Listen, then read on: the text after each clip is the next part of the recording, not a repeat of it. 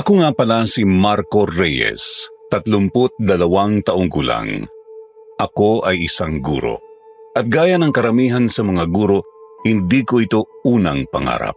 Lumaki akong ang gusto ay maging engineer.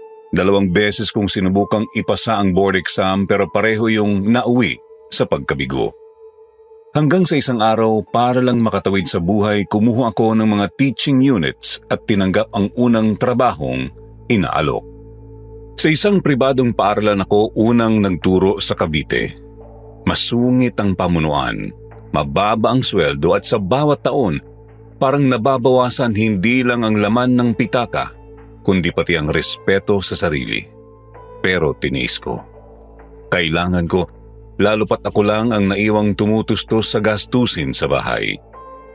Simula nang ma-stroke si Papa, ako na ang umako sa lahat. Ang mga kapatid ko may kanya-kanyang buhay. Ako lang ang naiwan. Gabi-gabi akong napupuyat sa paggawa ng lesson plan. Umaga pa lang iniisip ko na kung saan ako kukuha ng panggastos kinabukasan. Nakangiti akong nagtuturo pero sa loob-loob ko, bumibigay na ako. Hanggang isang araw, tinanggal nila ako. I'm sorry, we need to do this. Yun lang ang naaalala kong sinabi nila. Walang paliwanag at walang konsiderasyon. Hindi ko alam kung paano ko sasabihin kina Mama. Hindi ko rin alam kung paano ko papasanin ang mga gamot ni Papa. Ilang araw akong nagkulong sa kwarto. Nanginginig ang kamay ko habang binibilang ang natitirang pera ko sa pitaka. Nag-apply ako sa kung saan-saan. Lahat puro dead end. Hanggang sa isang kakilala ko, isang dating kaibigan sa kolehiyo, ang nagpadala ng mensahe. May isang bakanting teaching position raw sa isang maliit na pribadong paaralan na hindi gaanong kilala sa lugar ng Batangas. Contractual lang. Hindi ko na ilalagay ang eksaktong lugar bilang respeto sa mga nakatira sa lugar na yon na maaaring maapektuhan. At lahat ng pangalan na ginamit ko dito sa aking pinadalang kwento ay hindi tunay na pangalan ng mga totoong tao sa likod ng pangyayaring ito para pagrespeto sa kanilang pribadong buhay at ibinahagi ko ang karanasan kong ito para magbigay aral at babala sa lahat. Walang benepisyo sa bago kong trabaho. Malayo at luma ang pasilidad. Pero ayos lang. Basta may sweldo. At sa puntong yun lang ang mahalaga sa akin. Bumiyahi ako kinabukasan. Lumang-luma ang paaralan, yari pa sa bato ang ilang bahagi. Napapaligiran ng matatandang punong akasya. Tahimik at parang naiwan sa nakaraan ang lugar. Pagpasok ko ng gate, ang unang napansin ko ay ang playground. Luma, kalawangin, parang hindi na ginagalaw. Pero ang duyan, maayos pa. Nagsiswing na tila may nakasakay. Kinilabutan ako pero kinuha ko lang ang panyo sa bulsa. Pinunasan ng pawis sa batok at bulong ko sa sarili. Trabaho lang to, walang dapat katakutan. Sa unang linggo ko roon, naging tahimik ang lahat. Ang mga bata gaya rin ng sa ibang paaralan. Maingay, makulit, pero mapagmasid. Napansin kong marami sa kanila ang tila takot sa lugar lalo na kapag palubog na ang araw. Ang kwarto ko ay nasa dulo ng lumang pasilyo. Kahoy ang sahig. Sa gabi, maririnig mong bumubukas ang mga bintana kahit walang hangin. May tunog na tila kaskas ng kuko sa ilalim ng mesa. Sa una, iniisip kong pusa lang o daga. Pero nagsimula kong mapanaginipan ang playground. Palaging ganoon, madilim at hindi ko alam kung bakit palaging dumadalaw sa panaginip ko ang playground na yon. Simula nang mapanaginipan ko ang playground, nag-iba na ang pakiramdam ko tuwing pumapasok sa eskwelahan. Hindi ko maipaliwanag pero parang may malamig na hangin na laging sumusunod sa akin. Kahit tirik na tirik ang araw. Isang hapon nagpaiwan ako sa faculty para mag-check ng quizzes. 5:00 na at halos lahat ng guro ay nakaalis na. Tahimik ang buong gusali. Tanging kaluskos ng mga dahon mula sa bintana at huni ng mga ibon ang naririnig ko. Habang nagsusulat ako ng score sa papel ng estudyante, bigla na lang may malakas na tunog akong narinig na pagsarado ng bintana. Napalingon ako. Sarado ang lahat ng bintana nang pumasok ako, pero ang bintanang sa kanang bahagi ng silid bukas na ngayon.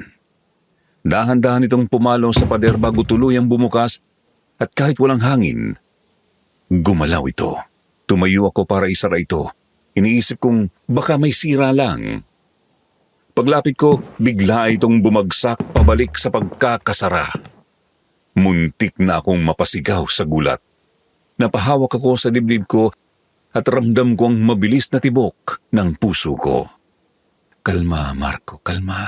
Baka may sira lang ang bisagra.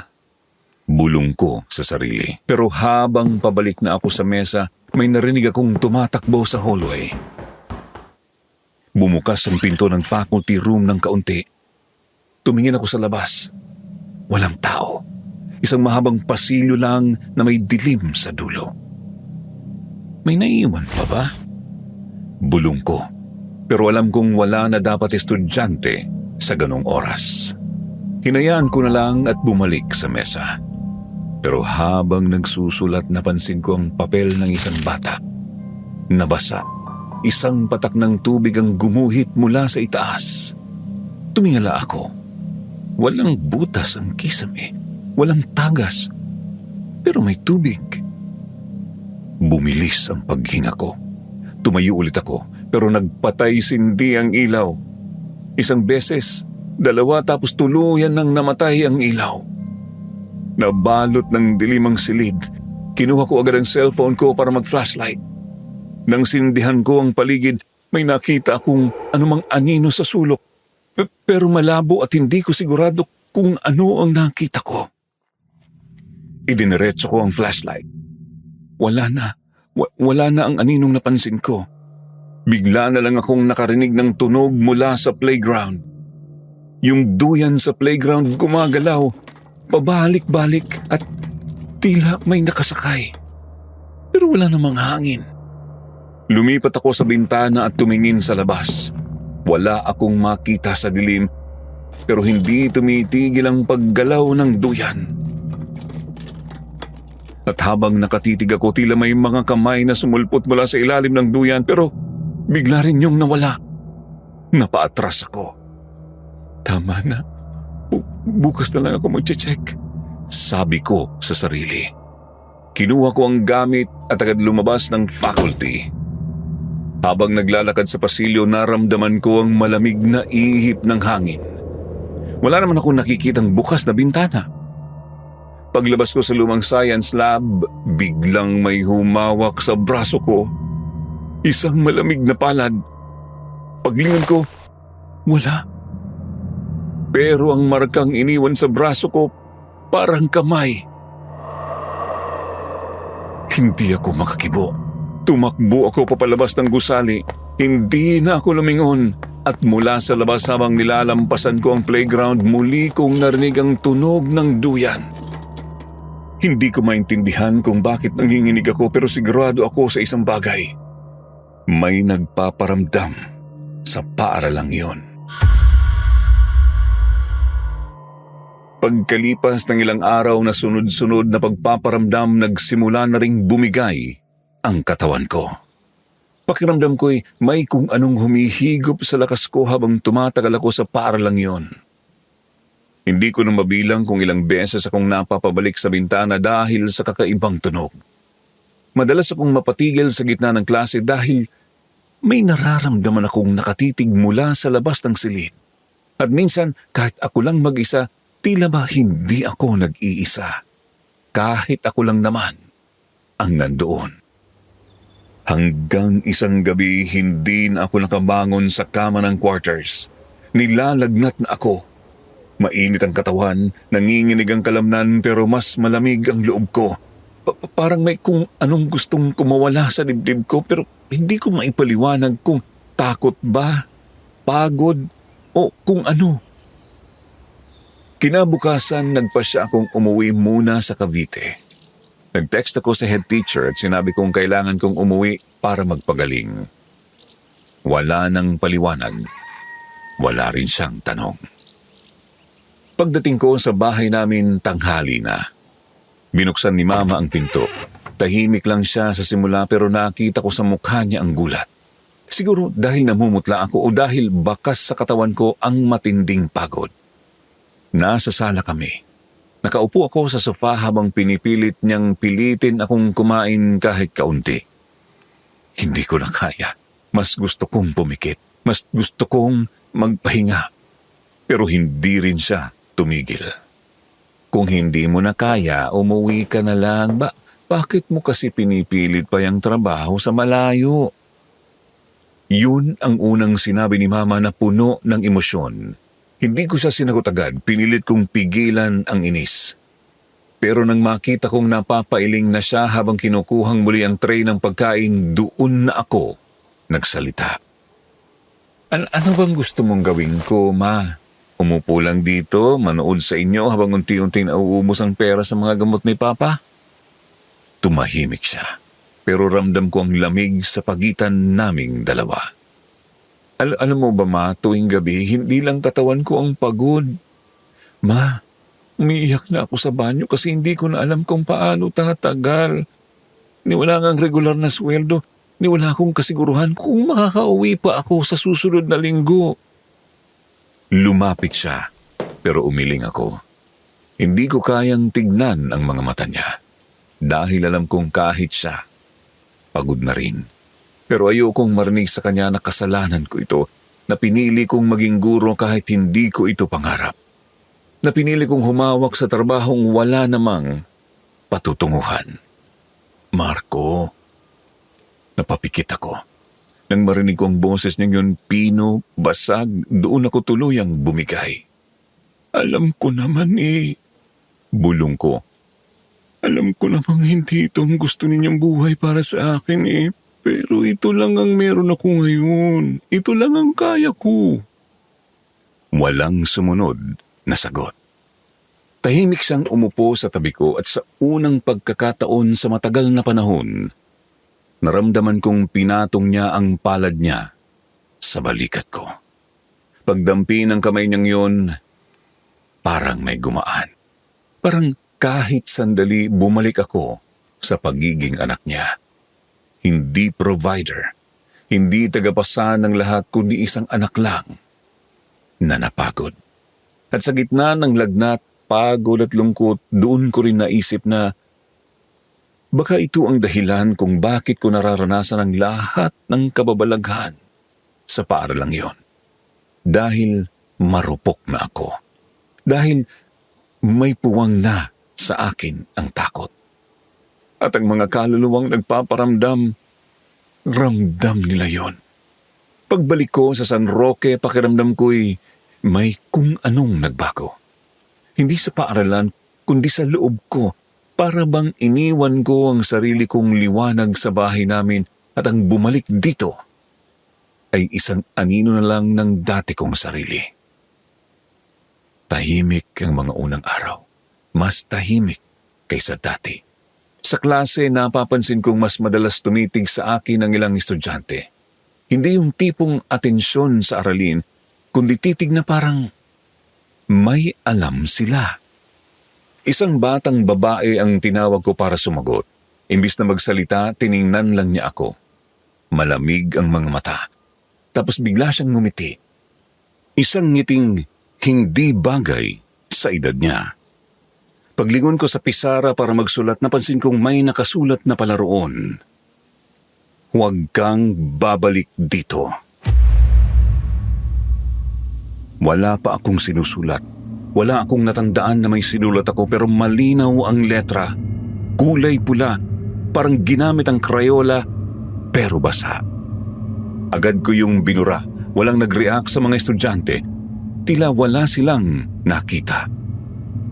Matapos ang klase, dumiretso na ako sa bago kong inupahang kwarto sa may likod lang ng paaralan. Bahagi ito ng lumang dormitory na dati raw tirahan ng mga madre noong unang itayo ang paaralan. Matagal nang walang ibang umuupa rito. Ako lang. Pagpasok ko ng kwarto, ramdam ko agad ang bigat ng hangin. Para bang masikip, hindi sa espasyo kundi sa pakiramdam. Pinilit kong isang tabi yun. Nilabas ko ang mga papel at nagsimulang mag-check.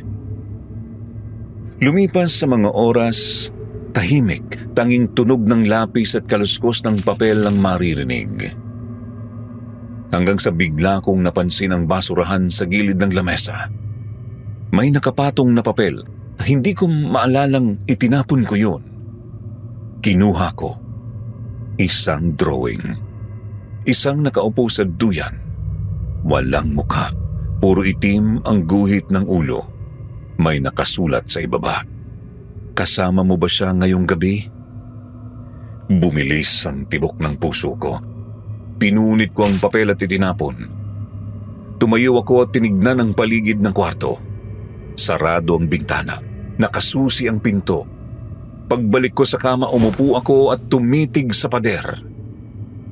Pilit kong pinapakalma ang sarili hanggang sa may marinig akong kaluskos sa kisame. Parang may naglalakad sa itaas. Ang problema, wala ng second floor ang dormitoryong ito. Ako ang nasa itaas. Tumayo ako't dinampot ang flashlight. Tinignan ko ang kisame. Walang butas, walang tao, at wala ring pusa. Pero nang pihitin ko pabalik ang katawan ko, may isa pang papel sa mesa. Isang bagong drawing. Ngayon, 2 bata na ang nasa duyan. Pareho pa ring walang mukha. At sa tabi nila may lalaking may maitim na mata. Gawa sa lapis pero halos butas na ang papel sa pagkakadiin. May nakasulat na, "Salamat, binalikan mo kami." Muling bumigat ang dibdib ko. Lumapit ako sa pinto. Binuksan ito. Wala akong ibang gustong gawin kundi lumabas kahit sandali. Kailangan ko ng hangin. Pero pagkalabas ko sa pasilyo, sabay-sabay nagsara ang mga pinto ng iba pang silid. Wala namang hangin, wala ring ibang tao sa dormitoryo. Tumakbo ako pabalik sa kwarto at isinara ang pinto. Inilak at iniharang ko ang upuan. Doon ako naupo sa gilid ng kama. Pinakikinggan ng bawat tunog, bawat galaw. At habang nakatitig sa sahig, bigla na lang may humawak sa paa ko mula sa ilalim ng kama. Tumingin ako sa ilalim pero wala akong nakita kaya naman natulog na lang ako. Kinabukasan, pagbalik ko sa klase, ramdam ko agad ang pagbabago.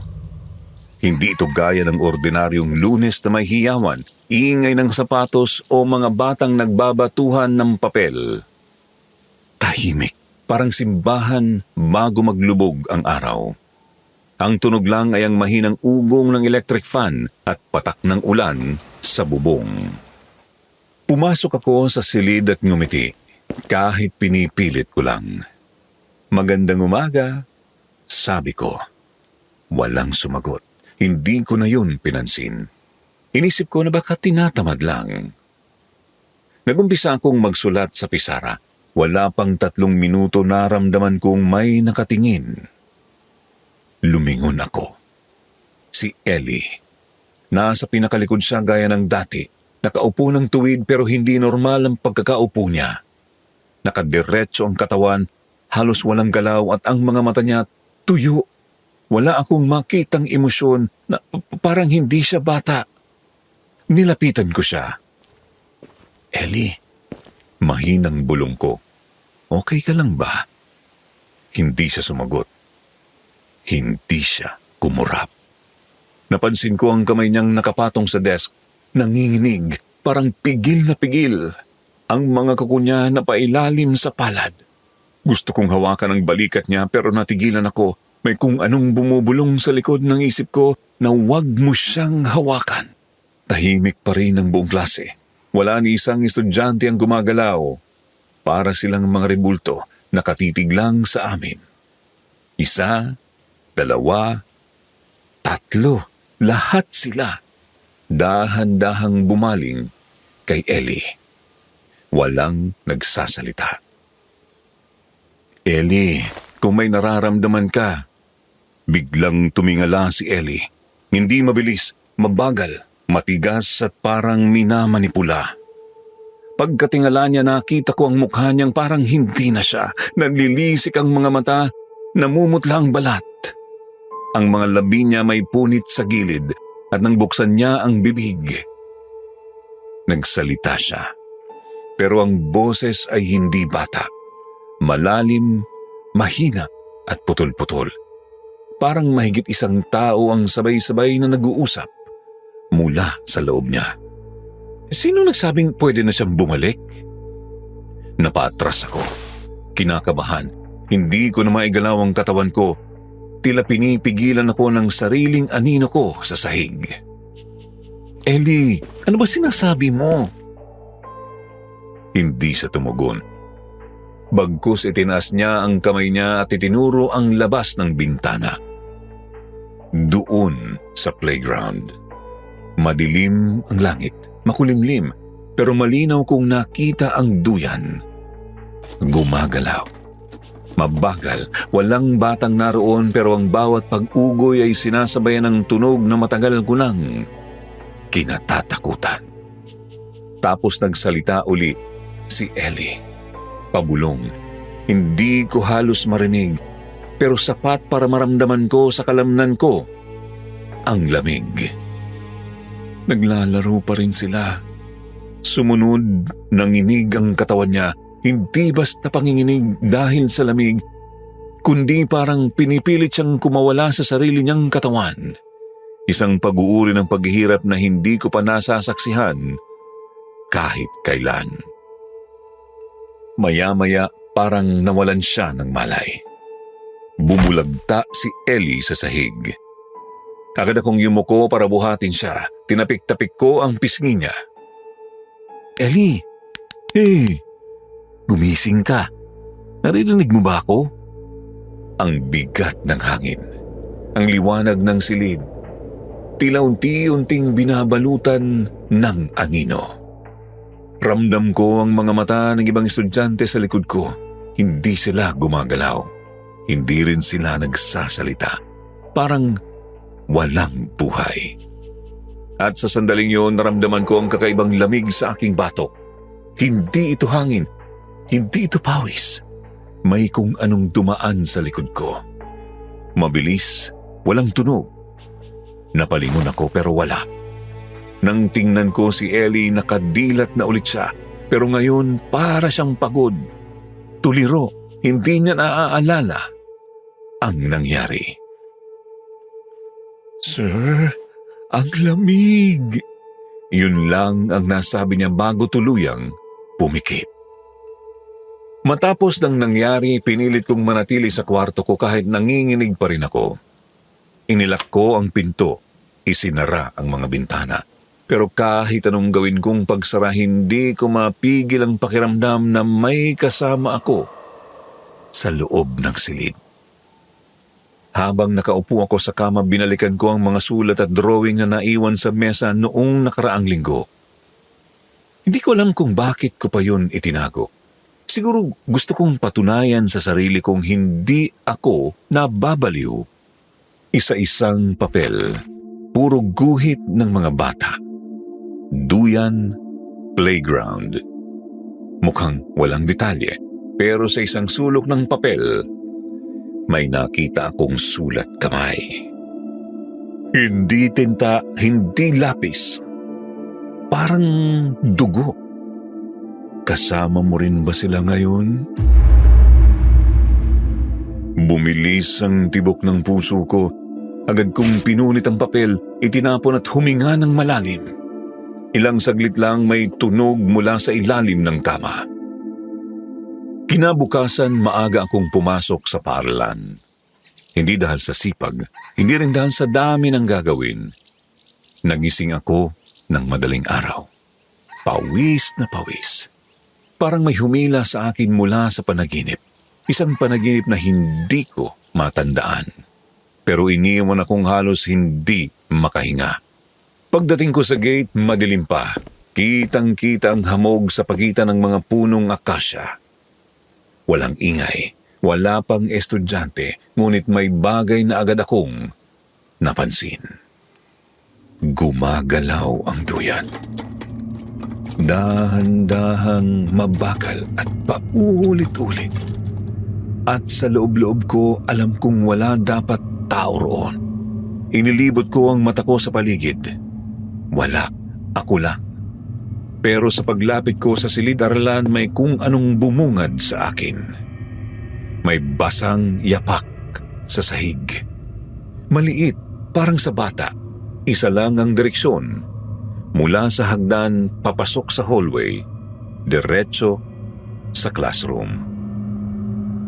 Ang sahig ay tuyo pero ang mga bakas halatang bago lang. Hindi ko alam kung bakit hindi ako tumakbo paalis, siguro dahil ayokong maniwala.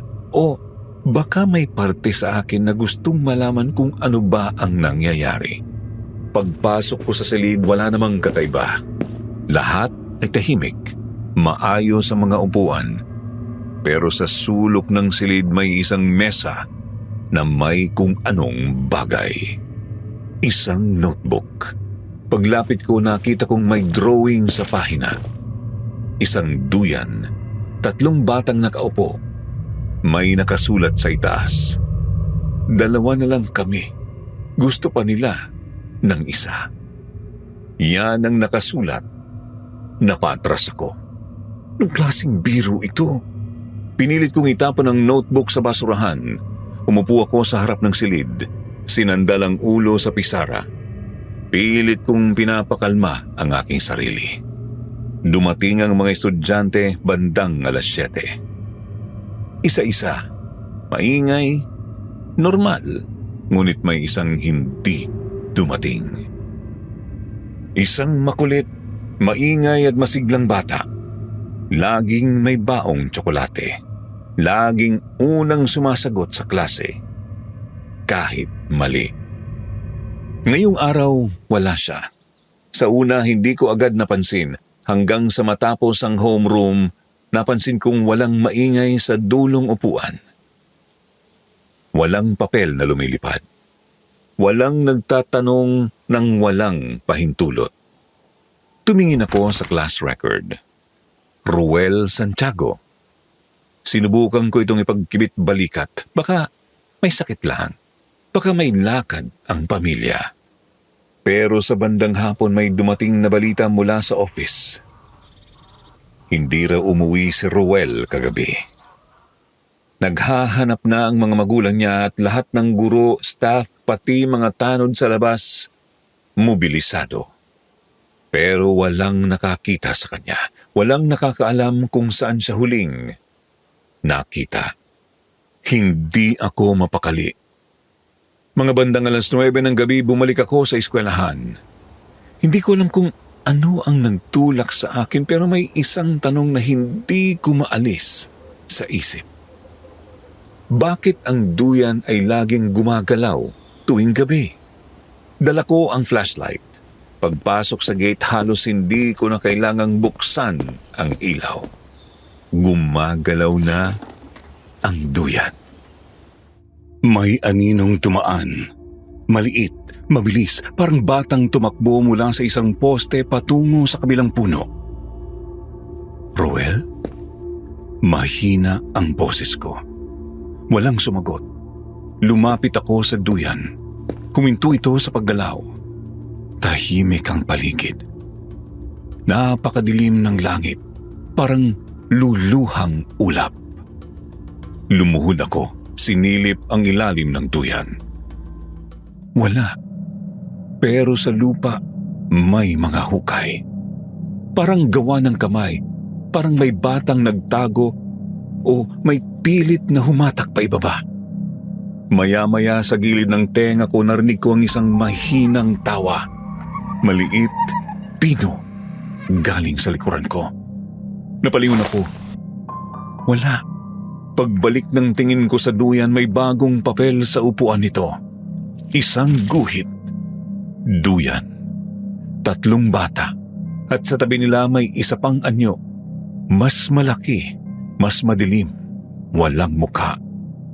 Parang usok. May nakasulat sa ibaba. Isa na lang ang kulang. Salamat.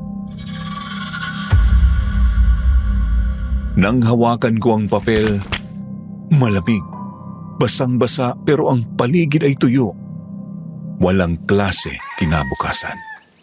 Dahil sa pagkawala ni Ruel, pansamantalang sinuspindi ng anak ng may-ari ng eskwelahan na tumayong principal sa paaralan ang lahat ng pasok sa buong eskwela. Marami raw kailangang ayusin, kailangan ang tulong ng barangay. May mga magulang na nagwawala, lahat nangangamba. Pero ako hindi na nagtangkang umuwi. Nanatili ako sa lumang dormitoryo. Wala rin namang makikinig sa mga kwento ko sa bahay. Hindi nila maiintindihan. Nga po pala tinawag naming principal ng anak ng may-ari ng eskwelahan dahil yun ang nais niya. Buong araw akong nakahiga, nagbabasa ng mga lumang tala. Sinusubukang hanapin ang kahit anong koneksyon sa nangyayari. Ilang artikulo sa lokal na dyaryo, mga kwento ng mga guro noon. Lahat halos walang laman, lahat tila may tinatago. Bandang 10:00 ng gabi, tahimik ang buong gusali. Bukas ang maliit kong desk lamp habang binabasa ko ang isang folder na nakuha ko mula sa records room. Puro hindi natapos na enrollment form. Walang kinalaman pero ayokong matulog. Hindi ko kayang pumikit. Hindi ko kayang mapanaginipan ang playground na gumagalaw kahit walang bata. Habang binabalik ko sa folder ang mga papel, may narinig akong tunog ng paa. Mabilis at magaan. Parang batang tumatakbo sa pasilyo. Napahinto ako at tumingin sa pintuan. Sa una, inisip kong may pumasok na pusa pero nang muli kong marinig sa mas malapit na distansya, alam kong hindi yon hayop. Tumayo ako. Kinuha ang flashlight. Binuksan ang pinto. Madilim ang pasilyo at tahimik. Pero sa dulo, bandang kanan, may dumaan. Isang anino. Maliit, mabilis at parang batang nakashort. Hindi ako gumalaw agad, pero may pabulong na nagsalita sa likod ko. Sinundan ko siya. Tahimik ang bawat hakbang. Pakiramdam ko'y bawat yabag ko ay may katumbas na pagtibok ng puso. Mabilis at mabigat.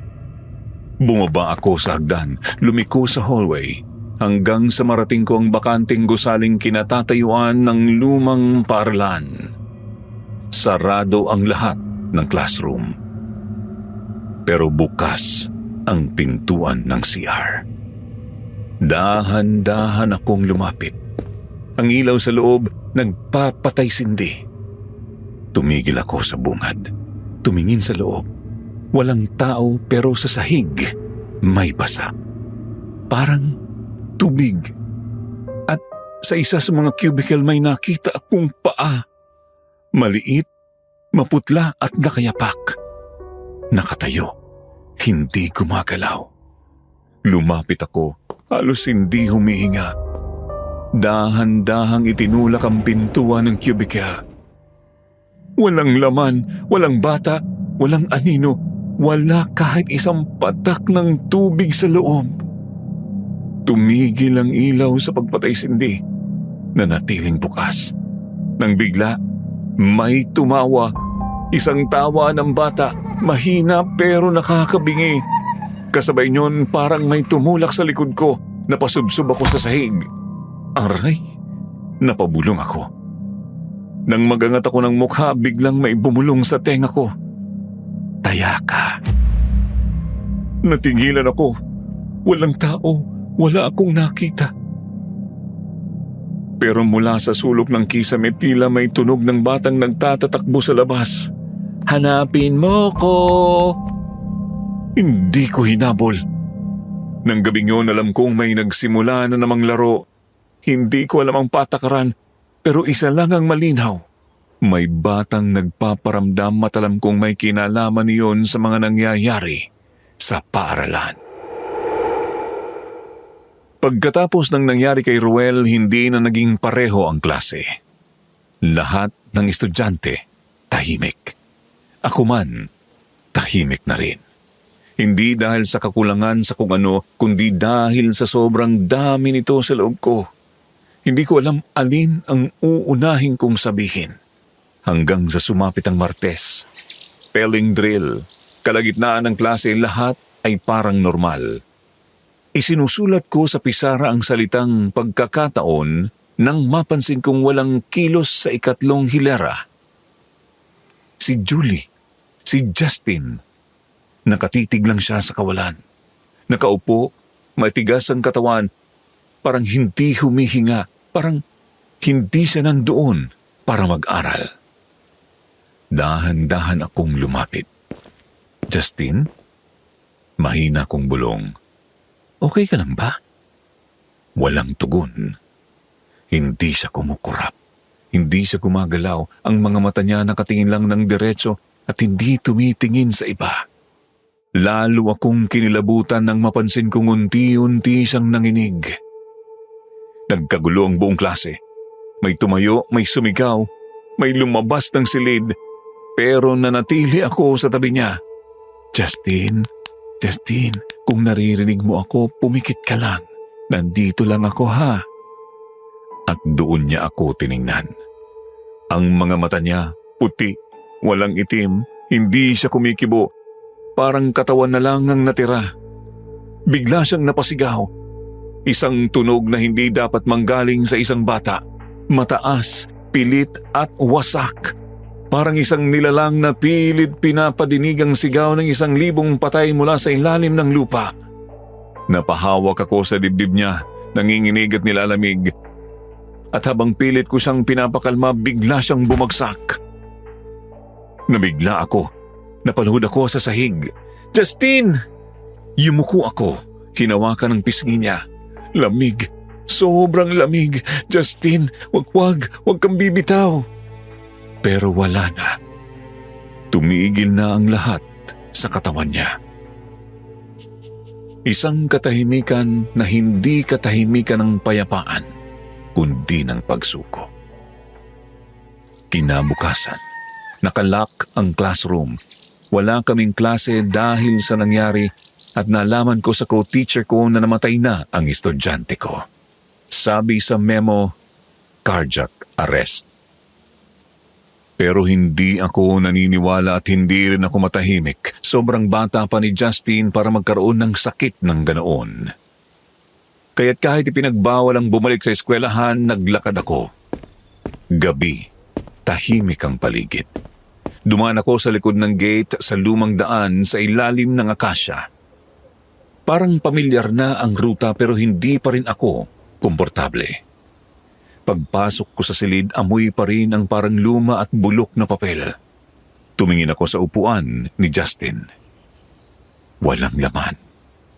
At habang nakatitig ako, may biglang tumindig sa unahan ng klase. Maliit, basa ang buhok, maputla ang balat. Si Justin, hindi siya lumalapit. Nakatingin lang, parang hindi multo, parang isang batang may mabigat na dalahin. Justin? Mahina kong sabi. Anong ginagawa mo rito? Tahimik siya at nakayuko. Tapos dahan-dahan siyang nagsalita. Hindi ito dahil sa duyan. Hindi dahil sa anino. Hindi dahil sa multo. Marami na kaming namatay dito, sir. Huminga ako ng malalim. Hindi ako makakibo. Hindi kami kinuha ng halimaw. Tumingin siya sa akin. Mula sa kanyang bibig lumabas ang salitang nagpayanig sa lahat ng natitirang buo sa loob ko.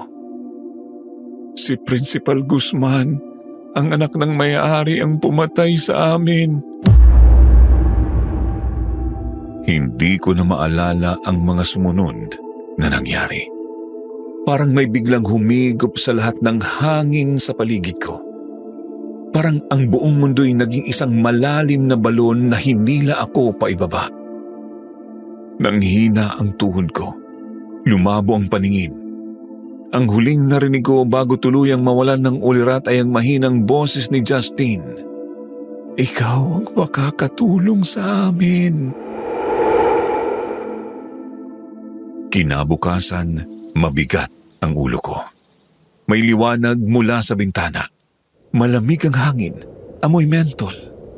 Pamilyar ang amoy, hindi ng silid-alaran, kundi ng kwarto ko sa bahay. Pilit kong iminulat ang mga mata ko. May kamay na nakahawak sa kamay ko. Mama? Napatingin siya agad. Pulang-pula ang mata, halatang kakaiyak lang. Salamat sa Diyos. Bulong niya habang pinupunasan ng luha. Kala ko hindi ka na magigising, anak. Hindi ko agad alam ang isasagot. Tiningnan ko ang paligid. Luma pa rin ang kurtina. Andun pa rin ang lumang electric fan. Nasa bahay nga ako. Paano po ako nakauwi? Tanong ko.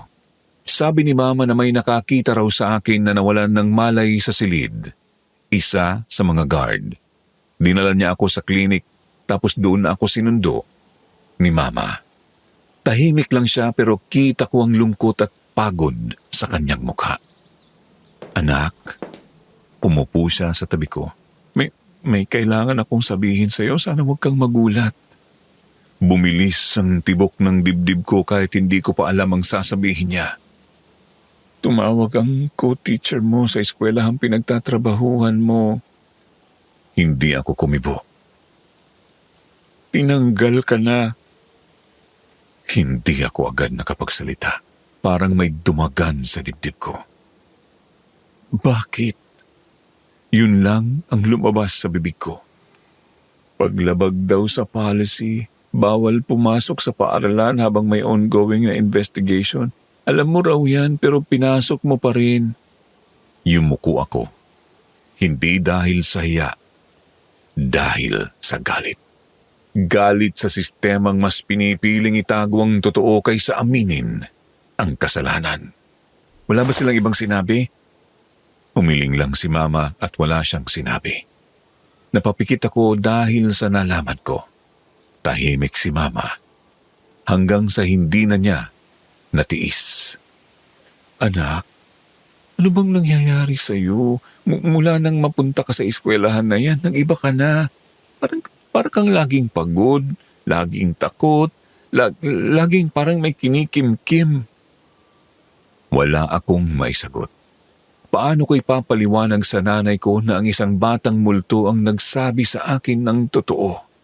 Paano ko sasabihin may mga batang pinapatay sa mismong eskwelahan at anak ng may-ari ang salarin? At paano ko ilalaban yun kung tinanggal na ako? Ilang araw ang lumipas.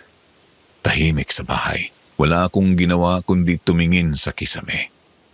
Hindi ako makatulog. Hindi ako makakain. Kahit ang mga ingay sa labas parang dumadaan lang sa pandinig ko. Pero isa lang ang hindi ko kayang alisin sa isip ko. Ang boses ni Justine. Marami na kaming namatay dito. Isang gabi habang nakaupo ako sa lumang silya sa may bintana, naramdaman kong may malamig na hangin na dumaan. Hindi galing sa electric fan, hindi galing sa labas, kundi mula sa loob ng bahay. Nilingon ko ang hallway. Wala. Pero sa sahig, may nakasulat gamit ang tubig. Tulungan mo kami. Napatingin ako sa kamay ko, nanginginig. Hindi ko alam kung ilang araw na akong walang direksyon. Parang nawalan ng saysay ang lahat. Tinanggal ako sa trabaho, wala akong makausap, wala akong makapitan, pero kahit sinasabi ng mundo na tumigil na ako, ang isipan ko patuloy pa rin sa paghahanap ng kasagutan. Gusto ko nang bumalik. Gusto ko nang tapusin ang lahat, hindi para sa akin kundi para kay Justine, para kay Ruel, para sa mga batang hindi na nakauwi. Gabi-gabi kong tinitingnan ang lupang mapa ng eskwelahan. Inaabangan kung kailan magiging posible na makapasok muli. Planado na ang lahat. Naisip ko na kung aling bintana ang papasukin, anong oras, anong daan sa likod. Pero isang gabi bago ko isagawa ang lahat, may nangyari. 11:11 ng gabi. Tahimik sa bahay. Nasa labas ako, nakaupo sa may port. May hawak na lumang larawan ng klase. Gusto ko sanang hanapin ang ilang mukha roon. Tinititigan ko ang mga mata ng mga batang parang wala na, pero parang humihingi pa rin ng tulong. Bigla akong nakarinig ng malakas na kalabog mula sa loob. Sunod-sunod. "Marco, anak! Marco!" Sigaw ni Mama mula sa loob. Nabitawan ko ang litrato. Tumayo ako agad. Pagpasok ko sa sala, bumungad sa akin ang tanawing hindi ko makakalimutan. Si Papa, nakahandusay sa sahig, nangingisay. Pumutla, pawis na pawis. Nanlalaki ang mga mata pero hindi makapagsalita. "Mama, tumawag ka ng ambulansya!" Lumuhod ako. Pinilit kong igalaw siya.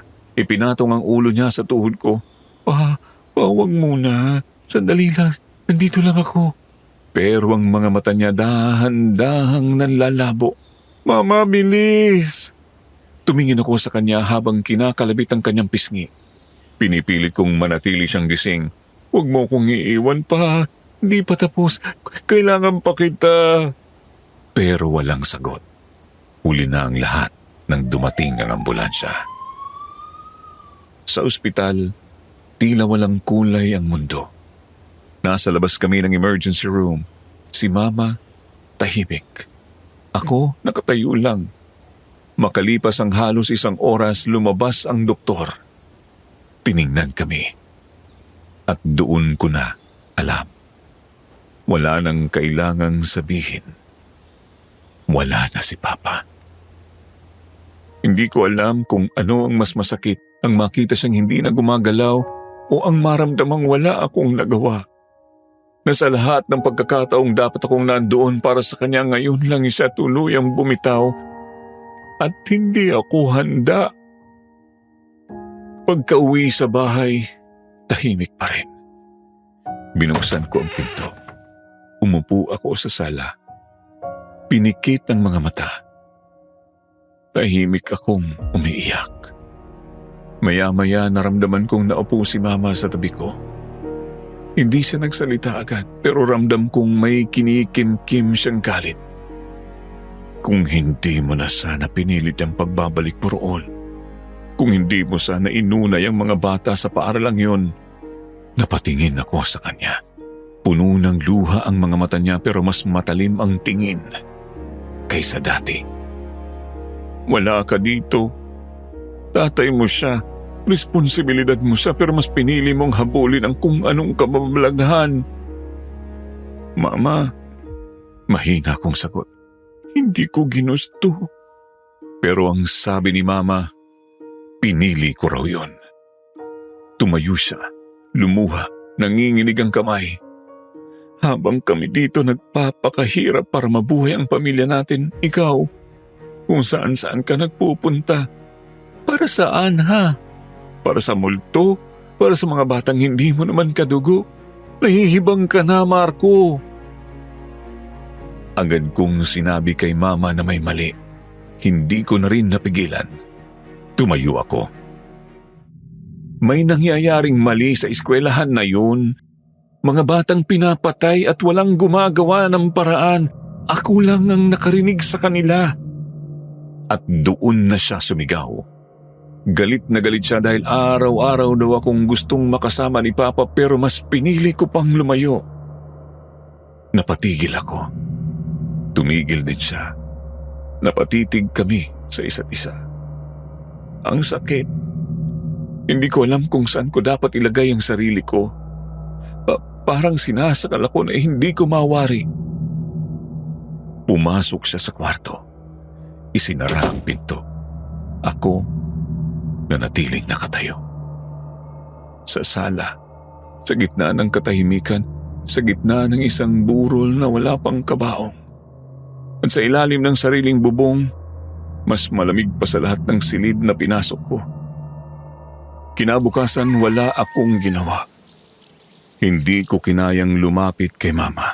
Hindi ko kinayang ayusin ang mga gamit ni Papa. Hindi ko kinaya kahit kumain. Pero habang nakaupo ako sa kama, may bumulong sa akin. Hustisya! Hindi ko pa rin alam kung paano ko tinatawid ang bawat araw matapos ang pagkamatay ni Papa. Sa tuwing ipipikit ko ang mga mata ko, bumabalik ang imahe niya. Nakahandusay, malamig, tahimik. At ang mga salitang huli kong narinig mula kay Mama ay patuloy na gumugulong sa loob ng ulo ko. Pero kahit anong pilit kong takpan ng aking tenga, may boses pa rin hindi tumitigil. Mga boses na hindi ko na maibaon sa katahimikan. Mga iyak, mga sigaw. At kaya kahit nasasaktan pa ang puso ko, kahit gusto ko na lang sanang magkulong habang nagluluksa sa pagkawala ni Papa, kinailangan kong bumalik sa dormitoryo. May mga naiwan pa akong gamit. Gusto ko na ring isarado ang lahat. Sa isip ko, yun na ang huling pagkakataon.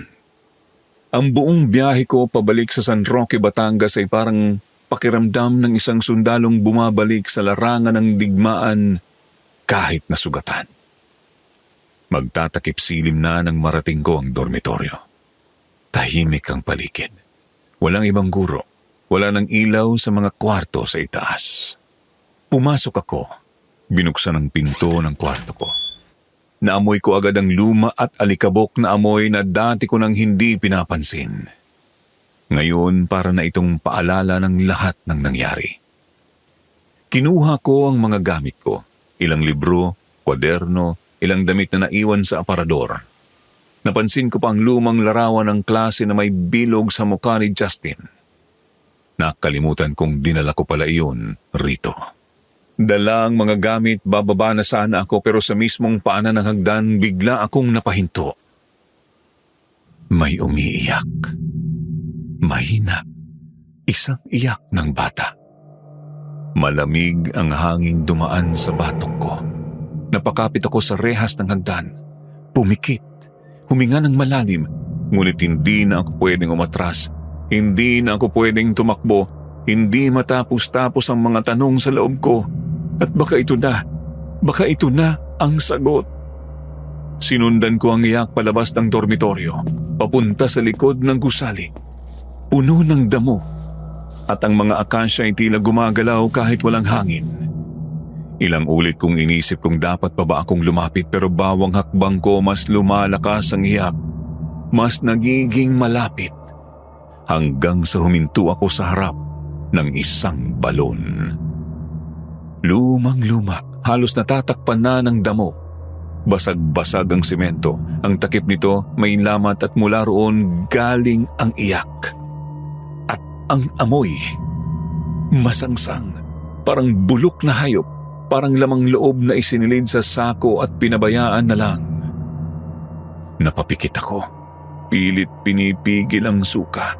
Pero bago pa ako makakilos may naramdaman akong malamig na hangin sa likod ko. Paglingon ko, nandoon siya. Isang batang lalaki, mga 8 o 9 na taong gulang, payat, may sugat sa noo, nakatayo. Nakayuko ang ulo. Hindi ko makita ang mga mata niya. Hindi siya nagsalita agad. Tahimik lang siyang nakatayo sa pagitan ko at ng balon. Parang bantay. Parang bahagi na siya ng lupaing yon. Sa isipan ko, hindi ko alam kung totoo ba siya o panaginip lang pero ramdam ko ang lamig. Ramdam ko ang bigat ng presensya niya. Anong pangalan mo? Mahina akong bulong, pero alam kong hindi ko na kailangang marinig ang sagot niya. Tawagin na lang natin siyang Felix. Hindi para tanggalin ang kanyang pagkatao, hindi para itago ang katotohanan kundi bilang respeto sa pamilyang iniwan niya. At doon na nagsimula ang kwento niya. Hindi siya nagsalita gamit ang bibig, parang boses na dumaan sa isipan ko mismo. Parang mas malinaw pa sa anumang tunog. Matagal na raw siyang estudyante sa eskwelahan. Isa sa mga masisipag.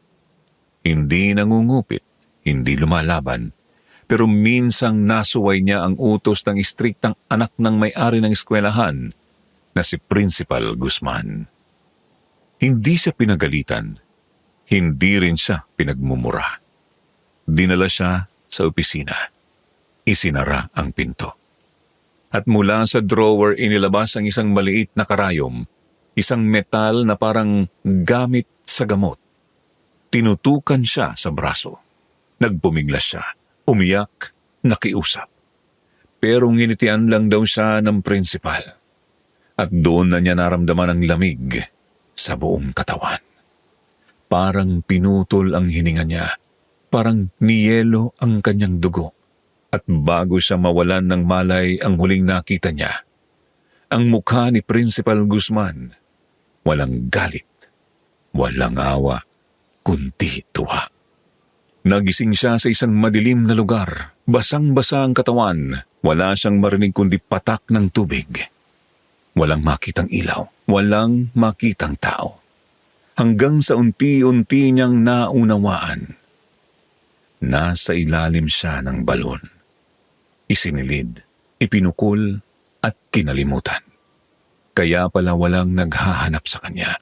Kaya pala walang memorial, walang pangalan, walang kandila. Kasi hindi siya nawala. Pinatay siya dahil sumuway. At mula kay Felix nalaman ko pa ang mas malupit na katotohanan. Hindi lang siyang ganoon ng sinapit. Lahat ng batang tinatawag sa opisina ni Principal Guzman, lahat ng hindi sumusunod, lahat ng nagtatanong, lahat ng may sariling isip, lahat sila tinuturukan. Iba-iba ang epekto. May nangingisay, may biglang nahimatay, may iba naman hindi na nakita pa ulit. At lahat ng yun alam ng iilang guro. Ngunit walang nagsasalita. Sa takot, dala ng pera at dahil naging bahagi na rin sila ng siklong yon. Ako nanatili sa kinatatayuan ko, tahimik, nanginginig, nakatingin kay Felix. Hindi ko siya kayang hawakan, hindi ko siya kayang yakapin. Pero sa titig niyang yun, ramdam ko ang pakiusap. Wakasan mo na. Sabihin mo ang totoo. Huwag mo kaming hayaang manatili rito. At pagkatapos ng ilang saglit, nawala siya. Kasabay ng iyak, kasabay ng amoy, kasabay ng hangin. Mabilis ang lakad ko paalis ng lugar. Ang dibdib ko'y mabigat, ang sikmura'y parang umiikot. Hindi ako sigurado kung anong dapat kong gawin sa nalaman ko. Parte sa akin ang gustong isigaw sa buong mundo ang katotohanan, pero paano? Wala akong ebidensya, wala akong larawan, wala akong dokumento. Wala akong testigo, maliban sa isang multo. Hanggang sa habang naglalakad ako sa gilid ng eskwelahan patungo sa may waiting shed, may nakasalubong akong pamilyar na mukha. Isa sa mga dati kong co-teacher. Marco? Tumigil ako. Puno ng takot at pagkalito ang mukha niya. Anong ginagawa mo rito? Hindi ba't bawal? Hindi ko na siya pinatapos. Nakita ko siya. Isang batang patay sa likod ng paaralan. May balon, mabaho. Napaatras siya. Saglit siyang tumahimik. Umiling siya. Tila binabawi ang bawat taon ng pananahimik. Hanggang sa nagsalita siya. Si Justin, hindi siya namatay sa ospital. Hindi siya namatay sa klinik. Nawawala siya, Marco. Nawala. At binayaran ng anak ng may-ari ang mga magulang para manahimik.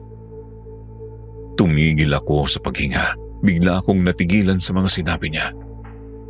Nang araw na nangisay siya sa harap ng klase mo, dinala siya sa opisina ng prinsipal. Doon na siya huling nakita. Napaupo ako sa sementadong silid ng waiting shed. Parang lahat ng dugo sa katawan ko ay bumagsak sa lupa. Si Justin, ang unang batang nagsalita sa akin, ang batang binaliwala ng lahat. Siya nga ang unang biktima na nakita ko pero hindi pala siya ang una. Hindi lang siya. Dagdag ng co-teacher ko. Matagal na to, may mga bata noon pa na bigla na lang nawawala.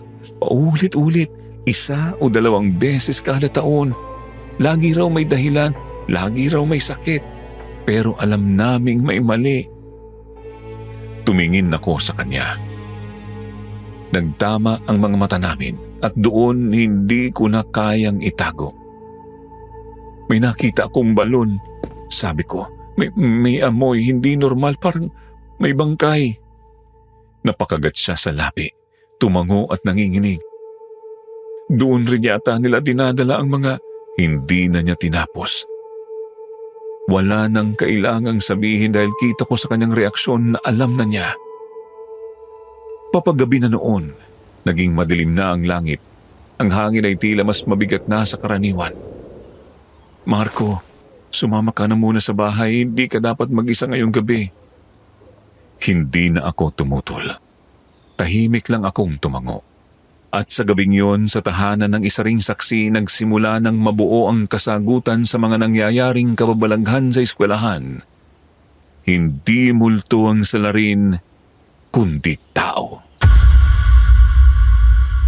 Kinabukasan bago pa sumikat ng husto ang araw, magkasama kaming nagtungo sa istasyon ng pulis ng San Roque. Hindi ako mapakali habang ikinikwento ang lahat.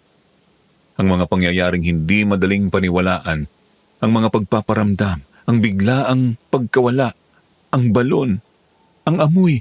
Kahit ako, kung narinig ko lang ang ganitong istorya, baka hindi ko rin agad paniwalaan. Pero hawak namin ang isang bagay na wala noon. Tapang at kagustuhan na matapos na ang krimen. Dahil hindi lang ako ang nagsalita, tumistigo rin ang co-teacher kong si Ma'am Elvira. Hindi niya tunay na pangalan. Maraming taon na rin siyang nagtuturo sa paaralang yun at bagamat matagal siyang nanahimik, sa wakas ay handa na rin siyang magsalita.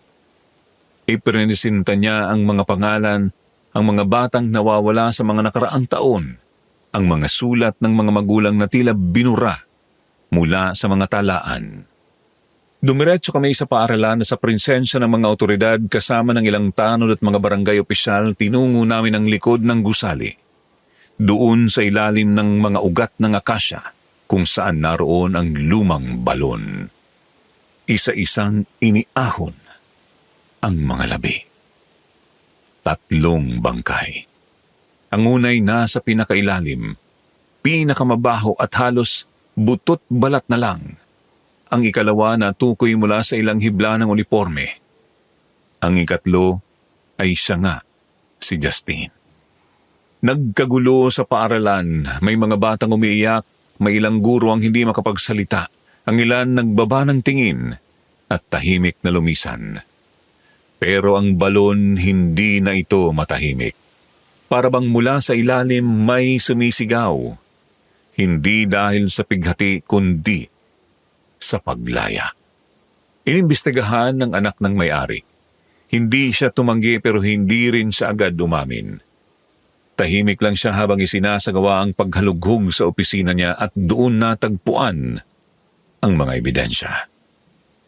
Ilang vial ng kemikal na ginagamit para pansamantalang iparalisa ang katawan. Isang drawer ng ID ng mga estudyanteng matagal nang nawawala. At sa isang kahon, nakatupi, nakaselyo, ang mga ID ni na Felix, Ruel, at Justine. Sa mismong bahay ng anak ng may-ari ng eskwelahan, sa isang nakatagong silid sa ilalim ng hagdan may natagpuan pang mga larawan, mga litrato ng bata habang umiiyak, habang nasa klinik, habang nasa harapan ng opisina. Mga ID na tinanggal sa sistema, mga pangalan na binura sa record book. Sa harap ng mga pulis, abogado at ilang kinatawan mula sa DepEd, umiyak ang principal.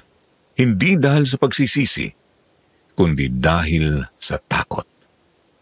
Demonyo sila, sabi niya habang nanginginig at hinahampas ang sarili sa dibdib. Lahat sila may mata sa likod. Lahat sila gusto akong wasakin. Hindi sila bata, hindi sila tao, hindi sila karapat-dapat. At doon na isinampa ang kaso. Multiple counts of murder, obstruction of justice, possession of illegal drugs, abuse of minors. Mula sa medical report na pag-alaman na matagal na palang gumagamit ng bawal na gamot ang anak ng may-ari ng eskwelahan. At sa ilalim ng impluensya ng mga hallucination, paranoia at delusyon, ang 3 batang yon ang naging biktima ng kanyang galit at sakit sa isip. Hindi na ako umimik habang dinadala siya ng mga pulis palayo. Nakatingin lang ako sa lumang gusali, sa mga bintana, sa pasilyo at sa playground kung saan matatagpuan ang lumang balon. Tahimik na ang duyan. Wala nang tumatawag ng tayaka. Pero sa puso ko alam kong hindi pa tapos ang lahat. Dahil sa bawat sulok ng paaralang yon, may naiwang alaala. May naiwang tanong. May mga batang hindi pa rin matanggap na wala na sila. At mga kwento ng pang-aabuso na nananatiling ikinukubli. Ngunit ang gabi na yon, ang gabi kung kailan nakita ang mga katawan ni na Felix, Ruel at Justine, yun ang unang gabi na hindi ako ginising ng panaginip. Sa unang pagkakataon nakatulog ako na may liwanag sa loob ng aking isip. Matapos ang investigasyon, matapos ang paghuhukay ng bangkay, ang pagbubunyag ng katotohanan at ang pagbagsak ng isang tao sa kapangyarihan, wala nang nagpaparamdam sa akin. Wala na ang sigaw, wala na ang iyak, wala na ang tapak ng mga paang hindi ko makita. Sa unang pagkakataon matapos ang mga linggo ng takot, gabi ng pagpapawis at araw ng pag-aalinlangan, tahimik na ang lahat. Nabigyan na ng hustisya sina Felix, Ruel at Justine. Ipinagluksa sila sa buong bayan. Ginawan sila ng memorial sa labas ng paaralan. 3 puting krus, nakaharap sa silangan, nakapalibot sa isang akasya na minsang naging saksi sa kanilang huling hininga. May mga bulaklak na inialay, kandilang nagsindi buong gabi, at mga batang tahimik na nanonood habang isinusulat ang pangalan ng mga nawala sa isang pader na ngayon ay tinawag nilang pader ng katotohanan. Hindi ko akalaing mararamdaman ko pa ang katahimikang ito. Dumaan ako muli sa playground ilang araw matapos ang lahat. Walang bata, walang ingay, pero maliwanag ang araw. Ang duyan ay hindi gumagalaw. Ang paligid ay hindi na malamig at ang balon tinabunan na. Pinatungan ng sementong may marka. 3 maliit na bituin at sa ilalim ang nakasulat, "Hindi kayo makakalimutan." Ilang linggo pa ang lumipas, opisyal nang ipinasara ang eskwelahan. Hindi na ito binuksan muli. Hindi na ito ginawang evacuation center o bagong gusali. Pinagpasyahan ng lokal na pamahalaan na ang lugar ay panatilihing sarado. Hindi dahil sa takot, kundi bilang paggalang. Isang panata na wala ng bata kailanman ang mapapahamak sa lupaing yon. At ako, natutong huminga ulit. Hindi dahil nakalimot ako, kundi dahil pinili kong alalahanin sila. Pero sa paraang magbibigay ng lakas, hindi ng takot. Minsan kapag nilalapitan ako ng ibang guro, tinatanong nila kung totoo ba lahat ng yun. Totoo ba ang multo? Totoo ba ang mga pinakita ni Felix? Totoo ba ang lahat ng sinabi ko? Hindi ko sila sinasagot ng diretso. Tumitingin lang ako sa langit at marahang nagsasalita. May mga bata akong kinatakutan. At hindi ko alam, biktima pala sila ng karahasan at pang-aabuso. Wala nang nanggugulo, wala nang nagpaparamdam. Tahimik na ang gabi, tahimik na ang paaralan, tahimik na ang mga kwento. Pero sa puso ko, mananatili sila. Ang batang naglalaro sa playground ng lumang paaralan. Matapos ang lahat, inasikaso ko naman ang personal kong buhay. Matagal ko ring iniwasan si Mama, hindi dahil sa galit, kundi dahil sa hiya. Sa lahat ng sakit na pinasan ko, nakalimutan kong may sarili rin siyang dinadala. na pareho lang kaming nawalan. Pareho kaming nangungulila at pareho ring natakot na baka hindi na kami magkaintindihan pa. Isang hapon matapos kong ayusin ang mga gamit ko sa dormitoryo para tuluyang lisanan ito, dumiretso ako sa bahay. Pagbukas ko ng gate, naamoy ko agad ang nilulutong sinigang. Parang noon lang ako muling nakalanghap ng ganong klaseng ginawa. Pagpasok ko sa pinto, naroon si Mama. Nakaupo. Tahimik. Nakatingin sa bintana. Hindi siya agad nagsalita nang makita niya ako. Ako rin. Hanggang sa kusa na lang lumapit ang mga paa ko sa kanya at naupo ako sa harapan niya. Ma? Hindi ko na naituloy. Kasi sa mga sumunod na segundo siya na mismo ang tumayo at niyakap ako. Mahigpit. Mainit. Walang salita.